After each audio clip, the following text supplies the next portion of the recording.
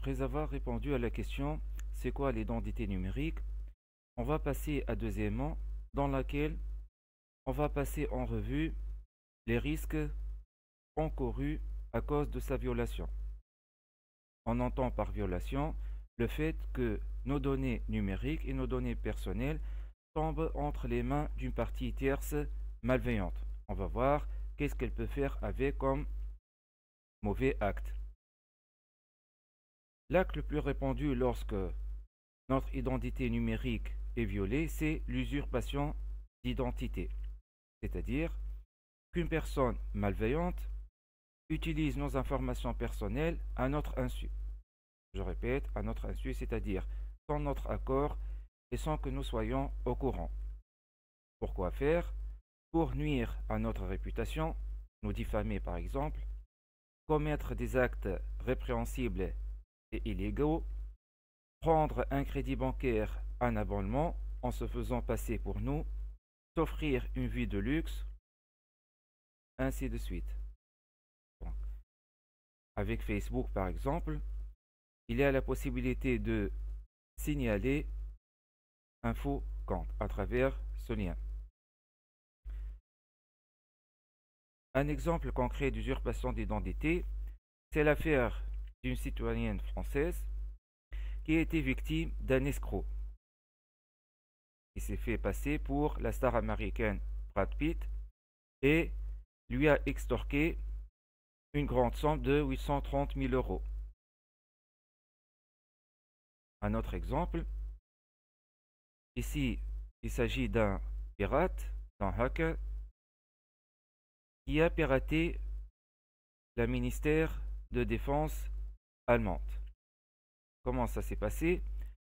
Donc, ce hacker nommé John Chrysler a pu obtenir l'empreinte digitale de la ministre allemande de la Défense à partir de photos haute résolution retrouvées sur Internet. Autre façon d'usurper une identité d'une personne, c'est d'utiliser la technologie issue de l'intelligence artificielle qui est la Deep Voice. C'est le fait d'imiter, donc avec des moyens techniques, la voix d'une autre personne. Un exemple concret, en 2020 par exemple, un directeur de banque à Dubaï a subi une arnaque en subissant un préjudice financier de 35 millions de dollars. La personne malveillante ou le malfaiteur, comment il a procédé? Pratiquement, il a utilisé la technologie de Deep Voice pour se faire passer pour le PDG d'une entreprise au téléphone. Il avait alors sollicité l'accord de la banque pour une acquisition, et lui avait fait parvenir des mails également frauduleux. Autre risque lorsque notre identité numérique et nos données personnelles sont violées, c'est le fait d'être renvoyé de son travail. Est-ce qu'on peut être licencié à cause de propos à l'encontre de notre supérieur hiérarchique? La réponse est oui. Donc, en France, par exemple, 3 salariés ont été renvoyés de leur poste de travail. Pourquoi? Pour avoir dénigré, c'est-à-dire diffamé, porté atteinte à la réputation de leur supérieur hiérarchique sur Facebook. Donc, le tribunal a vu et a considéré que les propos et les messages publiés sur le mur d'un des salariés étaient publics, c'est-à-dire accessibles aux amis d'amis, de telle façon que leur supérieur hiérarchique pouvait avoir facilement une preuve de cette diffamation qu'il a subie. On peut aussi être renvoyé de son lycée si une personne malveillante utilise nos informations personnelles à notre encontre. Comment ça? On va prendre un exemple en Tunisie, qui est celui de l'acteur Mhadha Bamili. Donc, l'affaire consiste dans le fait qu'une élève a été renvoyée de son lycée pour avoir publié une vidéo TikTok afin de dénoncer l'attitude de l'acteur et du dit professeur. Donc, c'était quoi le problème de cette vidéo? C'est qu'elle était jugée comme comportant une diffamation à l'encontre du dit enseignant et surtout qu'elle était accessible au grand public. Donc, lorsque vous publiez sur Internet des propos ou des informations qui portent atteinte à la réputation d'une personne et que cette personne et toute autre peut accéder à ces diffamations, donc ça devient un acte illégal. Et la personne diffamée, atteinte par ce préjudice, peut porter atteinte et elle peut prouver le préjudice car les propos et la diffamation a le caractère public. Mais lorsque c'est privé entre dans un cercle restreint d'amis ou de personnes, personne ne peut prouver cette diffamation. À cause de nos informations personnelles, on peut aussi être surveillé. Par exemple, en Chine, dans les lieux publics, on a installé 600 millions de caméras pour ficher et noter tous ses habitants. C'est-à-dire noter, ces caméras surveillent le comportement de leurs citoyens et à chaque fois qu'il fait un acte donc illégal, sa note va être diminuée et s'il commet un acte qui est considéré comme bon par le gouvernement ou par le décideur, donc sa note va être augmentée. Donc une sorte d'évaluation comme les citoyens subissent tout au long de leur vie une évaluation de la part de ces caméras. À cause aussi de notre identité numérique, on peut être traqué, c'est-à-dire le fait de traquer, c'est le fait de suivre les déplacements d'une personne. Prenons l'exemple de l'application de réservation de taxi en Tunisie, Bolt. Donc, Bolt en 2022 a été poursuivi en justice pour infraction à la loi. En quoi consistait cette infraction qui contient une violation de données personnelles de l'identité numérique? Donc, on a découvert qu'elle envoyait ses données personnelles de ses clients vers Tel Aviv. Donc, la question qui se pose, à quoi servaient ces informations de la clientèle pour qu'elles soient envoyées vers un tel tiers?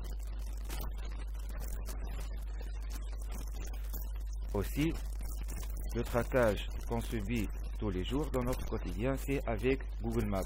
Si on prend par exemple, donc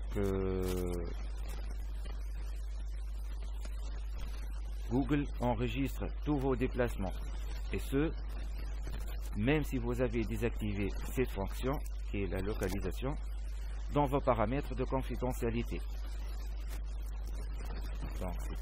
C'est un article apparu dans le journal électronique très connu américain Associated Press. Donc, on peut prendre l'exemple du leader libanais Hassan Nasrallah qui était traqué et on a découvert son emplacement même au sous-sol et du coup il a été tué par les autorités israéliennes. Autre risque lorsque notre identité est violée, c'est le fait d'être profilé. En quoi consiste le profilage ou le profiling en anglais? C'est le fait de collecter et analyser des données, personnelles bien sûr, pour créer des profils d'utilisateurs ou de clients, souvent dans le but de cibler des publicités ou pour autre objectif. Donc, d'une autre façon plus simple, le profilage, c'est le fait d'analyser les données personnelles d'une personne pour connaître ses opinions et connaître surtout ses centres d'intérêt dans le domaine du commerce. Donc, de telles informations sont analysées soit pour un objectif commercial, pour envoyer des publicités ciblées à des clients, ou pour des raisons politiques, pour par exemple manipuler l'opinion publique et orienter le choix des électeurs dans une campagne électorale. Encore plus, on peut utiliser le profilage dans les contextes des combats, des conflits armés. Par exemple, l'État sioniste, l'État hébreu, déclare qu'il utilise un logiciel intitulé Lavender qui analyse les informations personnelles recueillies sur la plupart des 2 millions et quelques d'habitants de la bande de Gaza. À quoi servaient ces informations? Donc, elles sont évaluées et permettent de classer la probabilité que chaque personne soit active au sein de l'aile militaire du Hamas ou du djihad islamique. Donc, ces données personnelles des habitants de Gaza sont automatiquement analysées pour connaître le profil de chaque personne, et lorsque l'ordinateur ou le logiciel décide qu'il s'agit d'une personne suspecte, il a même la possibilité de le faire suicider. Autre risque, c'est le fait d'être espionné. On reprend l'exemple des enceintes connectées. Donc, ils reçoivent nos requêtes tout au long de la journée pour leur demander des services, que ce soit pour nous donner une localisation, nous donner des informations, nous faire une réservation, nous faire écouter telle radio ou telle séquence vidéo, séquence sonore, ainsi de suite. Et donc, du coup, du fait qu'elles sont à notre écoute tout au long de la journée, qu'il dit qu'elles ne sont pas en train d'enregistrer ce qu'on dit chez nous. Et déjà, une telle information a été publiée en 2020 qui atteste qu'une recherche a mis en avant le fait que certaines enceintes connectées sont bel et bien des espions. Comment ça? Donc, ces enceintes s'activent donc entre 1,5 et 19 fois par jour sans même qu'on les sollicite ou qu'on leur demande quelque chose, avec un temps moyen d'activation de 43 secondes.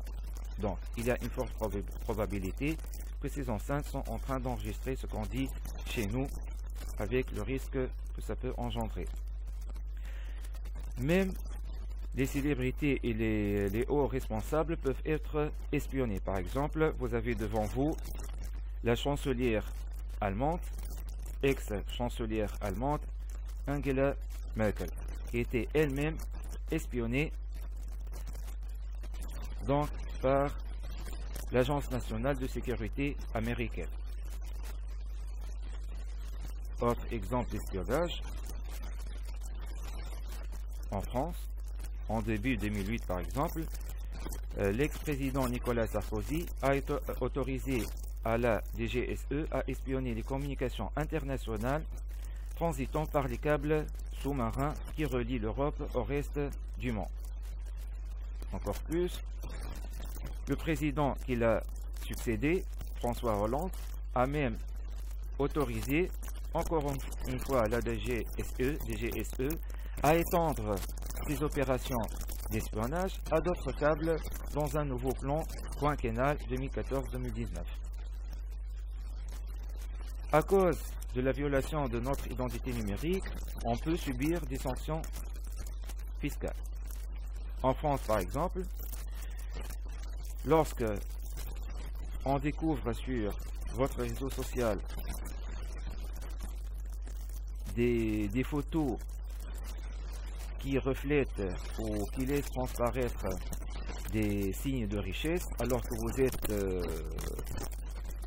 un simple employé, donc ils ont promulgué une loi qui autorise le fisc à vous demander des comptes pour voir comment vous menez une telle vie de richesse alors que vous êtes déclaré un simple employé avec des revenus modérés. Autre risque, c'est l'atteinte à la vie privée. Je vais prendre l'exemple de Jeff Bezos, qui était le PDG et le fondateur de l'Amazon. Donc, à un certain moment de sa vie professionnelle, un hebdomadaire à scandale qui s'appelle National Enquirer a publié des messages textos passionnés, intimes, qu'il a échangés avec une petite amie, alors qu'il était à cette période marié. Donc, Jeff Bezos, pour riposter, il a enquêté sur la manière dont le titre, c'est-à-dire le magazine, s'est procuré des informations sur sa liaison extra-conjugale avec l'intention de poursuivre en justice ce magazine. Donc, mais ce dernier, c'est-à-dire ce magazine, ne s'est pas laissé faire. En contrepartie, il a menacé Jeff Bezos de publier même ses photos intimes s'il ne renonce pas à son procès. Et disons malheureusement que cette affaire a mis fin au mariage de Jeff Bezos. Donc vous voyez bien quels sont les risques qu'on peut subir lorsque notre identité numérique ou nos données personnelles sont violées. Autre risque, c'est l'harcèlement commercial. L'harcèlement commercial, c'est lorsque vous recevez des emails, des spams, ainsi de suite, sans votre accord, donc tout au long de la journée, alors que vous n'avez rien demandé. Prenons l'exemple d'un site, et en particulier un forum très connu en France, qui s'appelle Doctissimo et qui s'intéresse aux discussions concernant les problèmes de santé. Donc, l'affaire est la suivante. Donc, des personnes reprochent au forum Doctissimo de collecter les données personnelles des internautes pour les communiquer à des agences publicitaires. Donc, pour plus de détails, ils ont découvert que Doctissimo, lorsque des personnes posent des questions à propos de leur grossesse, Doctissimo, il notifie et il envoie leurs coordonnées à des enseignes commerciales qui vendent des articles de grossesse, alors que les personnes concernées ne sont pas au courant. Okay? Et du coup, ils ont poursuivi en justice ce forum. Autre exemple d'harcèlement commercial, en Tunisie par exemple, on reçoit pas mal d'annonces publicitaires alors qu'on n'a rien demandé.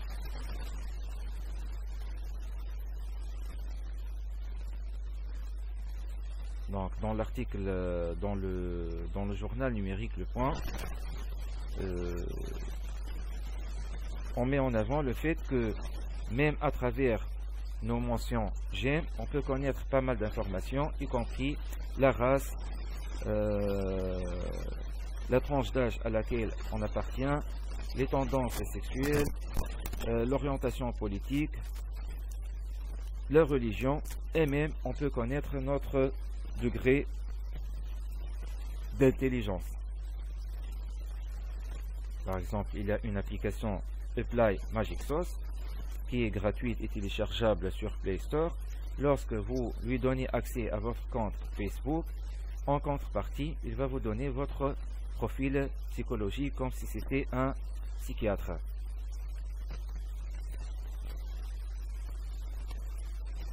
Autre risque, c'est la manipulation de l'électorat, c'est-à-dire on essaie d'orienter le choix des électeurs lorsqu'il s'agit de campagne électorale.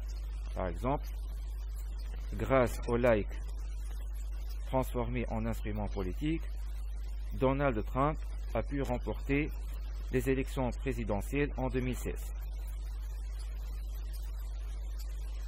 Donc, ceci a été déclaré par une enquête menée par le New York Times et le Guardian, a dévoilé que donc le hold-up de la société, intitulé Cambridge Analytica, sur les données de 50 millions d'utilisateurs de Facebook américains. Cette société elle est spécialisée dans l'analyse et le profilage des électeurs.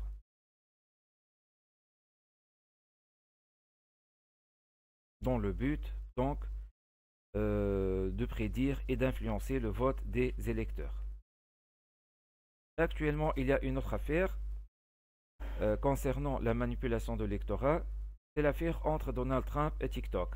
Donc, Donald Trump refuse que TikTok fait mainmise sur les données personnelles et l'identité numérique des internautes américains qui se connectent à TikTok. Donc, il a menacé la Chine d'interdire TikTok au sein des États-Unis, ou la solution qu'il a proposée, c'est de faire une version américaine et que le propriétaire soit aussi un propriétaire américain pour que les données personnelles ne tombent pas entre les mains du gouvernement chinois et qu'il peut utiliser pour faire la manipulation de l'opinion publique et le profilage des citoyens américains d'après bien sûr Trump. Autre risque, c'est l'atteinte à la vie privée. Prenons l'exemple d'un projet français, Safari. Donc, l'idée de ce projet, c'est que ces auteurs se sont dit que chaque citoyen, il a un code à l'école, un code pour l'université en ligne, un code chez la bibliothèque, un code pour accéder à son euh, dossier médical donc, dans un hôpital, un code pour son dossier judiciaire, ainsi de suite. Donc, dans notre vie quotidienne, on utilise pas mal de codes, la carte d'identité, le numéro de carte bancaire, notre numéro d'inscription, notre matricule, ainsi de suite. Donc, pour simplifier tout ce qui est euh, tâches administratives et services administratifs, ils se sont dit, on va remplacer cet ensemble de codes par un code unique, une clé unique. Par la suite, il s'est avéré que c'est pas une bonne solution, puisque si ce code unique tombe entre les mains d'une personne malveillante, cette dernière, elle peut avoir accès à toutes les informations et chez toutes les administrations. Donc vous avez dans ce qui suit un scénario fictif mettant en avant la difficulté qu'a rencontré un client qui a voulu commander une pizza.